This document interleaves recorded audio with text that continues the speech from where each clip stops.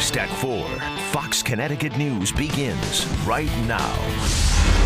And joining us now is Michael Chadwick from Chadwick Financial Advisors. Thanks for being here. Thanks for having me. All right, the market, a seesaw, basically. Today we saw a 1,000-point plunge when it opened, then a midday comeback. Now it obviously dropped again. What do we make of today's closing? Lots of stress in the market today. You know, originally, last night, China had a tough night, and now it's kind of carried across the pond, and people here in America are worried.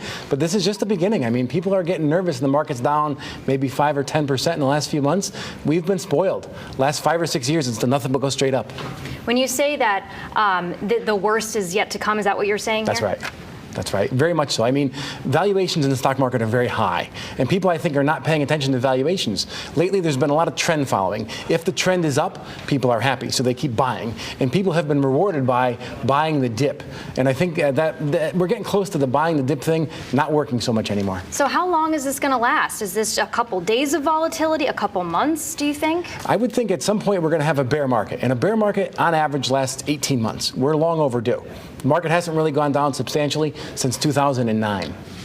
What's the difference between now and 2008, would you say? Well, I think this time around we have a lot more government intervention. In 2008, we had people behaving badly and businesses behaving badly. And then, of course, we had the big meltdown. This time around, people are trying to do a much better job. Businesses are in great shape. But this time, what's very scary, we have governments behaving badly. Mm-hmm. How do you fix that?